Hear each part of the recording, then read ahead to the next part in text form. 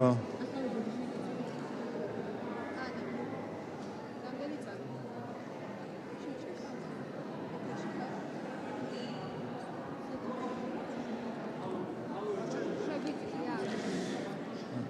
დღეს აღნიშნავთ ადამიანის უფლებათა დაცვის საერთაშორისო დღეს 2023 წლის 10 დეკემბერი განსაკუთრებული დღე არის, ვინაიდან არის 75 წლის იუბილე ადამიანის უფლებათა საერთაშორისო დეკლარაციის მიღებიდან და ასე დღეს რა თქმა უნდა არის შესაძლებლობა კიდევ ერთხელ დავფიქრდეთ იმაზე, თუ რა მიღწევები აქვს სხვადასხვა ქვეყანას, ამ შემთხვევაში ჩვენ ქვეყანას ადამიანის უფლებების მიმართულებით და რა არის ის გამოწვევები, რომელსაც ჩვენ უნდა კვლავ ვუპასუხოთ. დღევანდელ დღეს ჩვენ სახალხო დამცველთან ერთად თანაორგანიზებით ქონდა მიღება როგორც დიპლომატიური წარმომადგენლებისთვის, ასევე არასამთავრობო სექტორის წარმომადგენლებისთვის, იმისთვის რომ კიდევ ერთხელ გვესაუბრა ადამიანის უფლებების მნიშვნელობაზე და იმაზე თუ როგორ უნდა ვითანამშრომლოთ სამომავლოდ.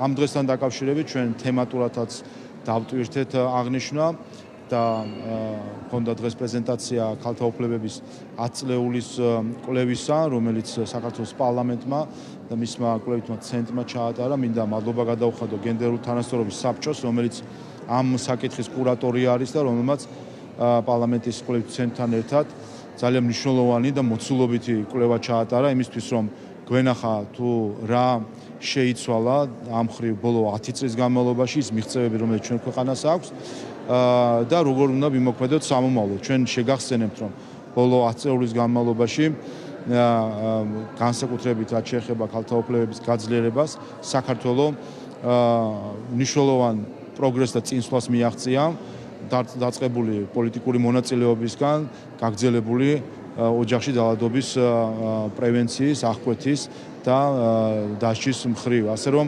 ვფიქრობ, ეს 10 წლეული იყო ძალიან წარმატებული. მინდა მადლობა გადავხადო კიდევ ერთხელ საქართველოს პარლამენტის გენდერული თანასწორობის საბჭოს, რომელშიც ყველა პოლიტიკური სუბიექტი წარმომადგენელი ძალიან აქტიურად მუშაობს და ჩვენ მზად ვართ, რომ საქართველოს პარლამენტმა კვლავ იმუშაოს საკანონმდებლო ჩარჩოს გაძლიერებაზე და ადამიანის უფლებების დაცვის მონიტორინგის მიმართულებით.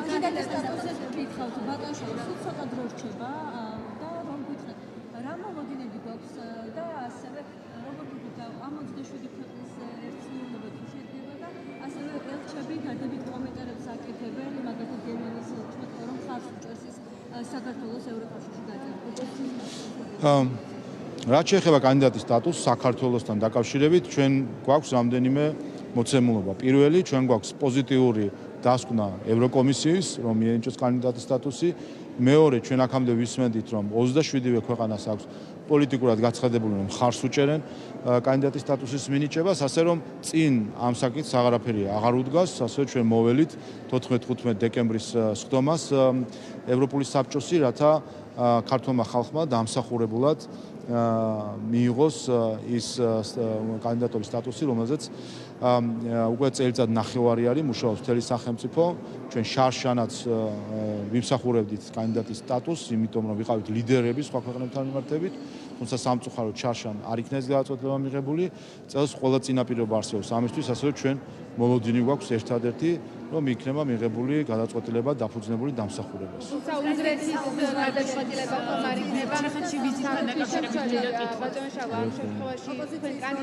ამ თემაზე ბარემ ჩავა. კანდიდატის სტატუსზე რომ გავაკეთებთ, უნგრეთის პრემიერ-მინისტრის განცხადება ხომ არ იქნება საფრთხე?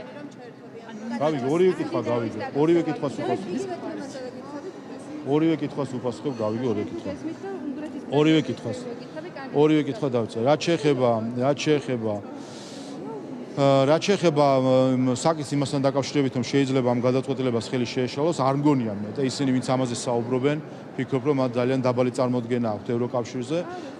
ევროკავშირში გადაწყვეტილებები წევრი ქვეყნების მხრიდან არ მიიღება ერთმანეთის ჯინაზე და იმ შემთხვევაში თუ კი შიდა დისკუსია არსებობს და ეს არ არის ახალი შიდა დისკუსია, რომელიც ახლა მიდის, თუ კი აქ მოხდება, ფიქრობს ვინმე რომ ერთი სახელმწიფო შეიძლება იქცეოდეს უსამართლოდ, არ ვიცი თუ ეს შიდა დისკუსიის ნაწილია, ეს არ ნიშნავს იმას, რომ სხვა უნდა მოიქცეს უსამართლოს საქართველოს მიმართ.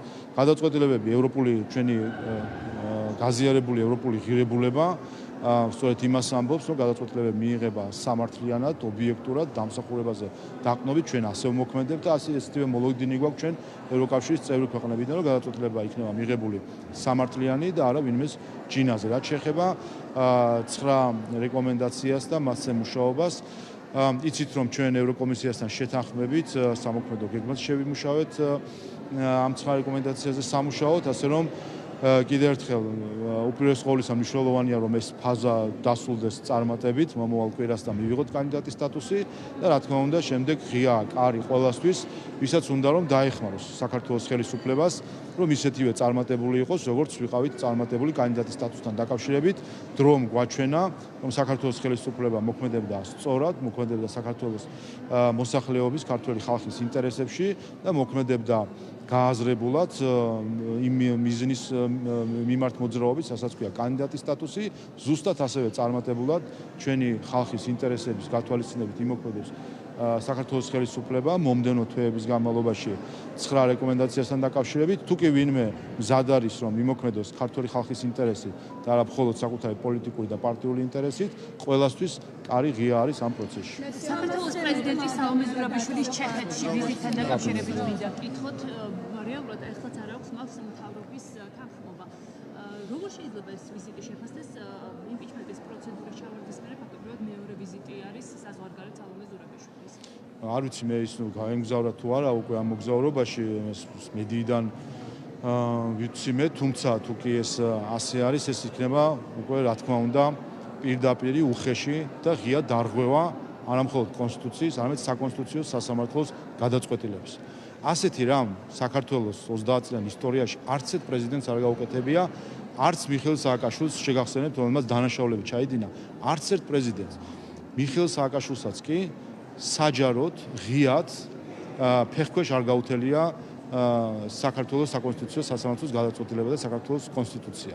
ის რომ იმ მხრივ რომ იცოდა ეს არის დარღვევა და მაინც ღიად არღვევს საქართველოს ხალხის ნებას. ეს არის პირდაპირ უპატივცემულობა ქართველი ხალხის, ეს არის ქართველი ხალხის სახელმწიფო მოწყობის ფეხქვეშ გათელვა და სამწუხარო არის თუ კი ეს ასე მოხდება, მე ვამბობდი ადრეც რომ ჩემი რჩევა იქნებოდა რომ მან არ გახსნას ეს პანდორას ყუთი კონსტიტუციის დარღვევისა, ვინაიდან იმ შემთხვევაში თუ კი ეს ამ ყუთს გახსნის, ის მაშინ კარგავს უფლებას რომ სხვას მიუთითოს კონსტიტუციის დარღვევაზე და თუ კი ღიად განზრახ პირდაპირ არღვევს კონსტიტუციას სხვა კონსტიტუციური ორგანოების მიმართ, მას აღარ შეიძლება შემდეგ ქონდეს პრეტენზია, რომ მის მიმართ არ დაიღოს კონსტიტუცია.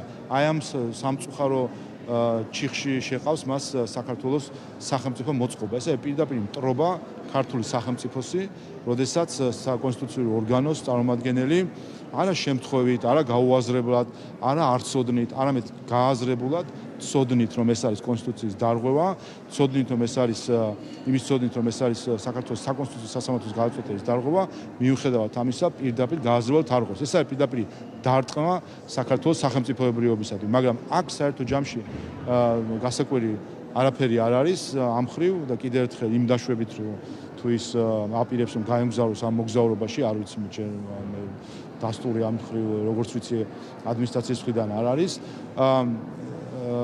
მოყოლებული 18 ოქტომბრიდან, როდესაც იმპიჩმენტის პროცესი ჩავარდა, სალომე ზურაბიშვილი ამ პოზიციას ინარჩუნებს მხოლოდ და მხოლოდ ნაციონალური მოძრაობის წყალობით.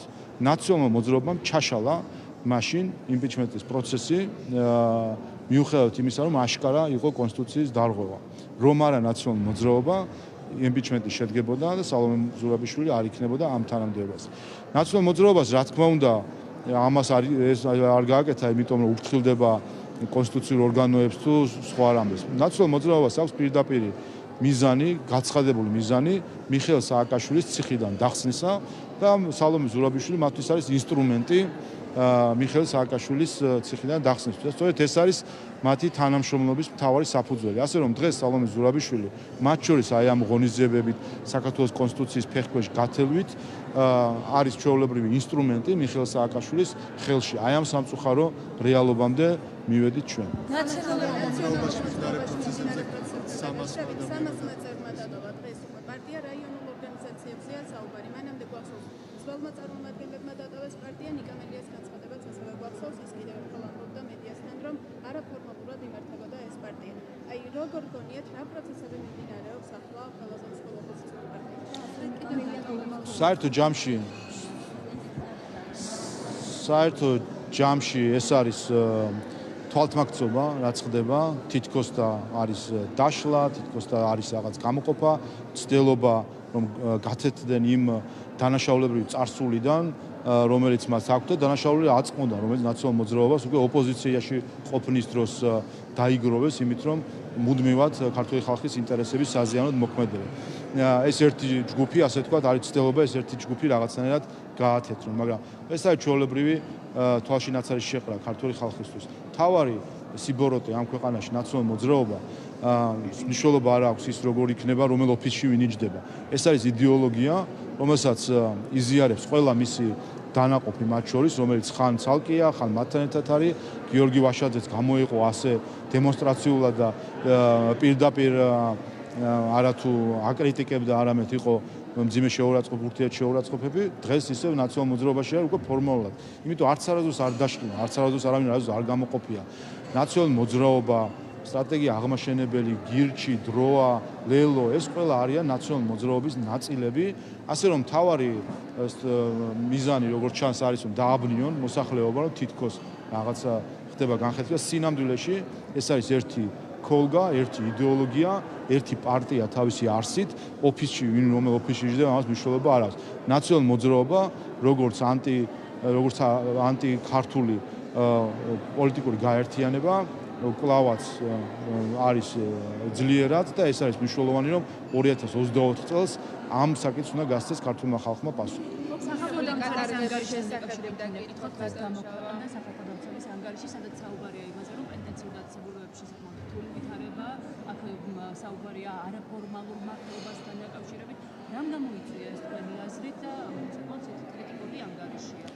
სახალხო დამცველის თანდამცველი არის უპირველეს ყოვლისა პარლამენტისთვის მნიშვნელოვანი ორგანო, რომელიც პარლამენტთან თანამშრომლობით აკვირდება ადამიანის უფლებების მდგომარეობას და პარლამენტს მოახსენებს თუ როგორი არის მისი შეფასება ამა თუ იმ სექტორთან დაკავშირებით. ამიტომ, რა თქმა უნდა, როდესაც არის სახალხო დამცველისგან მოსაზრებები, ჩვენთვის ეს ყურადსაღებია და ამ ყველა საკითხს ვეძიებით.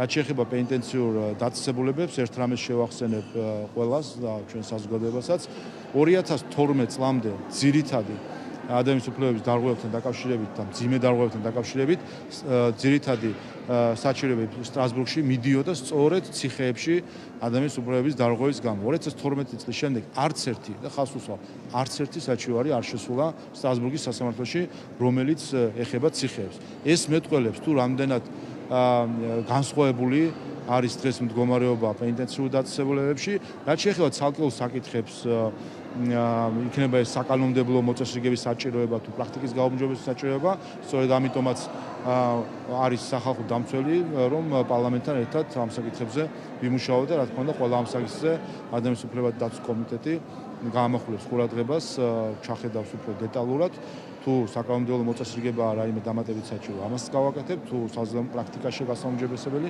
რა თქმა უნდა, ესეც მოხდება.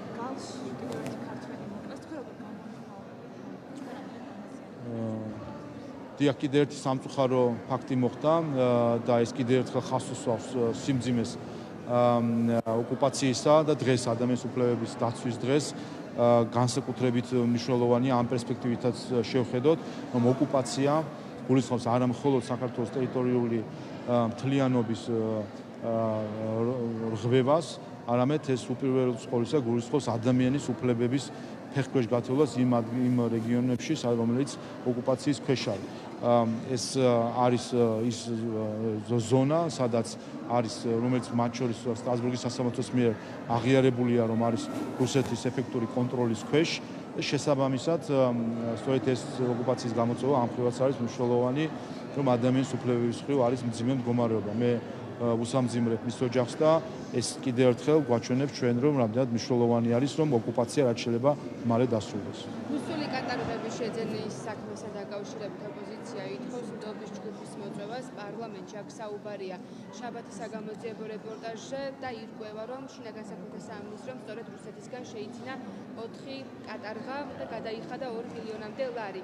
რატომ რუსული კატარღა, როცა ჰქონდა შინაგან საქმეთა სამინისტროს ალტერნატივა და არჩევანი, მაგალითად თურქეთზე, ამერიკულზე და ასე შემდეგ. რატომ რუსეთი აქ ოპოზიცია საუბრობს ეჭვებზე, რომ შესაძლოა ეს იყოს სანქციებისგან თავის არიდების მცდელობა და ამისთვის იყენებს საქართველოს რუსეთი.